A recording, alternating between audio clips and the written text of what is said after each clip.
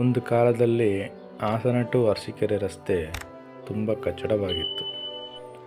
ಆದರೆ ಇತ್ತೀಚಿನ ವರ್ಷಗಳಲ್ಲಿ ಹಾಸನ ಟು ಅರಸೀಕೆರೆ ತುಂಬ ಒಳ್ಳೆಯ ರಸ್ತೆ ಆಗಿದೆ. ಆದರೆ ಇಲ್ಲೊಂದು ಸಮಸ್ಯೆ ಏನಿದೆ ಅಂದರೆ, ಹಾಸನದಿಂದ ಅರಸೀಕೆರೆ ಉತ್ತಮ ರಸ್ತೆ ಆದರೂ ಕೂಡ ಈ ಹೊಳೆನರಸೀಪುರ ಕ್ಷೇತ್ರ ವ್ಯಾಪ್ತಿಯ ದುದ್ದ ಟು ಸಿದ್ದಾಪುರ ರೋಡು ಎಷ್ಟು ಕಚ್ಚಡವಾಗಿದೆ ಅಂದರೆ ಗಾಡಿಗಳು ಓಡಾಡೋಕ್ಕೂ ತುಂಬ ಸಮಸ್ಯೆ ಆಗ್ತಾಯಿದೆ. ರೇವಣ್ಣವರು ಅವರ ಮಕ್ಕಳು ಚಿಂತೆಯಲ್ಲಿದ್ದಾರೆ, ಪಾಪ ಆಸ್ಪತ್ರೆಗೆ ಸೇರಿದ್ದಾರೆ. ಈ ರಸ್ತೆ ಕಡೆ ಗಮನವೇ ಇಲ್ಲ.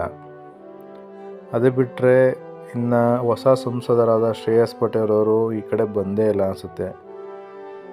ತುಂಬ ವರ್ಷಗಳಿಂದ MLA ಆಗಿರುವಂಥ ರೇವಣ್ಣವರಿಗೆ ಅವರ ಕ್ಷೇತ್ರ ವ್ಯಾಪ್ತಿಯ ಒಂದು 5-6 ಕಿಲೋಮೀಟರ್ನ ಜಾಗದ ರಸ್ತೆ ಗುಂಡಿ ಬಿದ್ದಿರುವುದು, ಹಾಳಾಗಿರೋದು ಅವರಿಗೆ ಕಣ್ಣಿಗೆ ಬಿದ್ದೇ ಇಲ್ಲ ಅನಿಸುತ್ತೆ.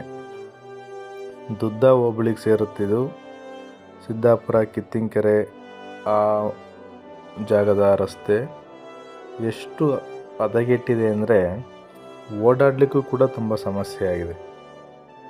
ನಾವು ಅರಸೀಕೆರೆ ಟು ಬಾಗೇಶ್ಪುರದವರೆಗೂ ಅತ್ಯುತ್ತಮವಾದ ರಸ್ತೆ ಇದೆ ನಮ್ಮ ಶಿವಲಿಂಗೇಗೌಡರ ಕ್ಷೇತ್ರದ್ದು.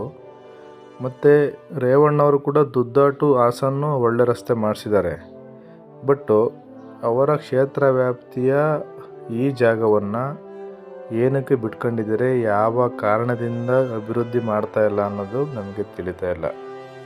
ದಯವಿಟ್ಟು ರೇವಣ್ಣವರು ಈ ಕಡೆ ಗಮನ ಹರಿಸಿ ಈ ರಸ್ತೆನ ಸ್ವಲ್ಪ ಅಭಿವೃದ್ಧಿ ಮಾಡಬೇಕು ಅಂತ ಕೇಳ್ಕೊತಾ ಇದ್ದೀವಿ. ಹಾಗೂ ನಮ್ಮ ಹೊಸ ಸಂಸದರಾದ ಶ್ರೇಯಸ್ ಪಟೇಲ್ರವರು ಈ ಕಡೆ ಸ್ವಲ್ಪ ಗಮನ ಹರಿಸಬೇಕಾಗಿ ವಿನಂತಿ.